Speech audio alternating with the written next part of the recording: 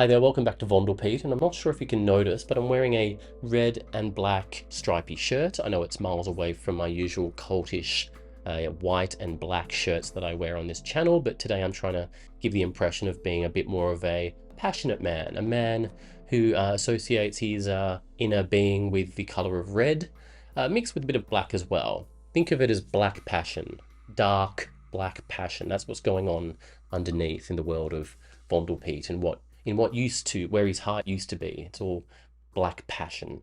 That's it. Anyway, what I thought I would talk about today is the ISFP personality type, which is a personality type that I very much like.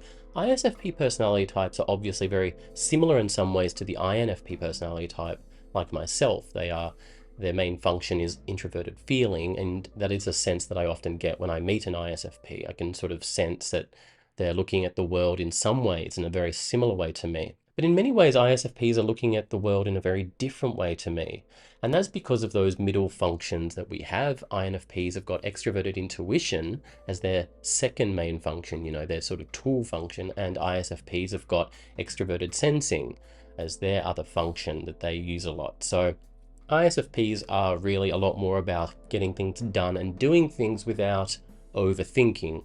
INFPs kind of overthink because they're always thinking of different possibilities with their extroverted intuition. They're always dreaming up different scenarios. And when it comes to even morality and values, INFPs kind of sort through an issue in all sorts of different directions. They play devil's advocate sometimes because they're trying to look at all points of view, and they're trying to work out what's the right thing to do, and then they're balancing it out with all the different possibilities, and maybe I'm wrong.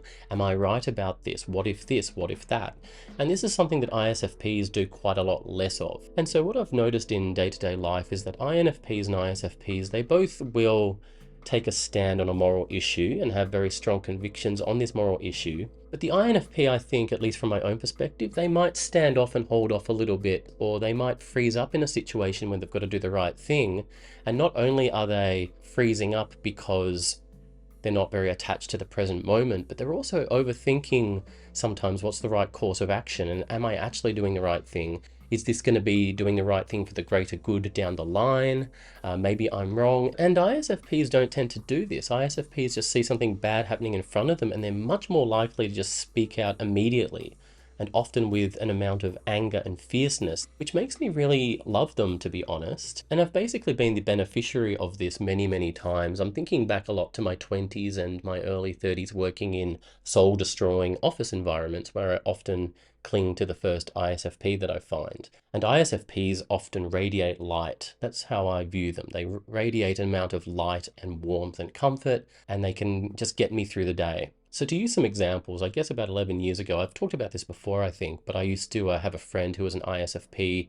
She was a woman from Cuba who was in my office, and I basically got through those 2 years by just knowing that no matter how bad the job is, I've always got her there. And she was always just so fun and easy to be around, and I could take every coffee break with her, and I could kind of talk about anything with her. And she actually came along in a time in my life where I still had some awful friends from high school. I was yet to cut them off, and I was still overthinking it. So when you'd get these sort of abusive texts from people, or jealous texts, or texts from high school friends, guys, by the way, who are upset at you having other friends who aren't them.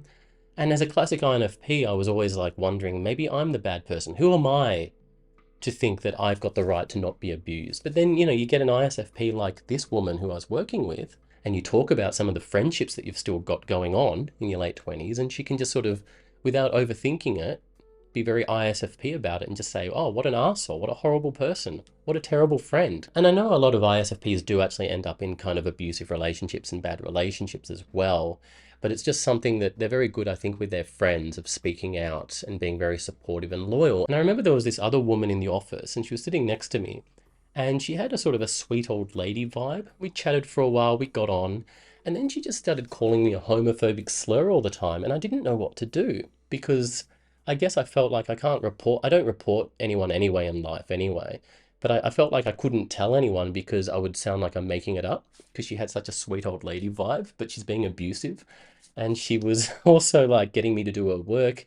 I used to go and do favors, photocopy things for her, and she would sign her name on it, and then she would get sort of the credit for it, while I would get in trouble by management for not meeting my target. So I was being a pushover.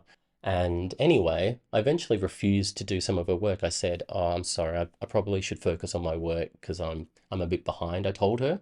And she went, mm. And because I'd laid this very, very soft boundary, this woman next to me sort of gave me a look and then emailed my ISFP friend and warned my ISFP friend that I've got anger issues. And the great thing about having an ISFP friend is she just looks at the woman who sent the email to her, and then she looks at me, and then she just forwards the email immediately to me so that I can see the gossip that's being spread. And then my ISFP friend says, "Come on, Pedro," because she was Cuban. She's like, "Come on, Pedro, let's go for a walk." And we get a coffee, and then we just talk about it. But that's just one of the great things about ISFPs. They don't even flinch. Someone's trying to spread gossip about you and they get an email like that, they just forward it to you immediately. Now, to be fair, a lot of non-ISFPs would have done the same thing. It's not like this woman had a lot of allies in the office.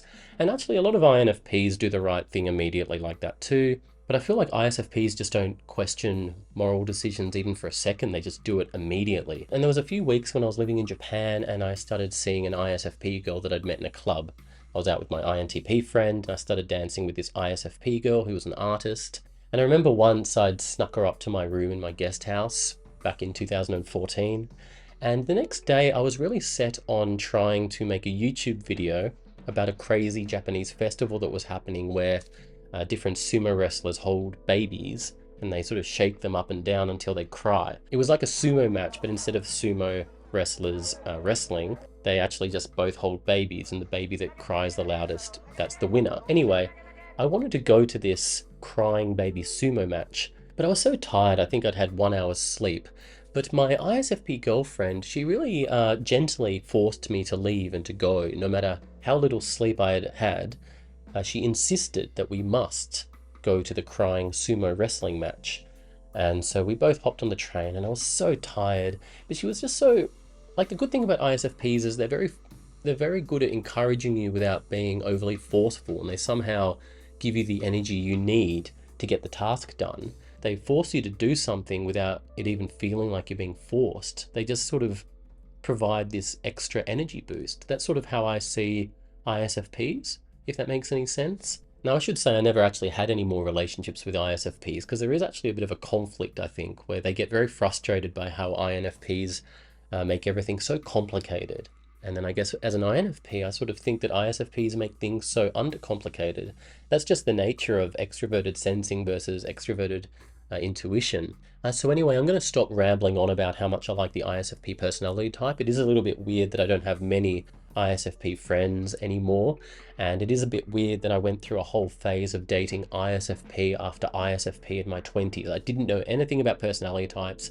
And it's just so funny that the only type I was meeting for a long time was just an ISFP and then another ISFP. And then I would INFP them out and I would vanish or ghost them without even realizing I'm the one ghosting them. Sometimes I thought they'd ghosted me when in actuality they were sending me messages and I wasn't replying. It's a very big fault of some INFPs, and I am very much one of those bad INFPs that you hear about in the news. Either way, ISFPs are awesome. I'm going to leave the video there, but let me know your thoughts. Do you have similar experiences with ISFPs? I just think they're just wonderfully loyal and they just do the right thing without overthinking it. And we need more of that in the world, not less of that. Or is it the other way around? I'm not sure. Now I'm being an INFP. Anyway, let me know your thoughts in the comments and I'll see you next time.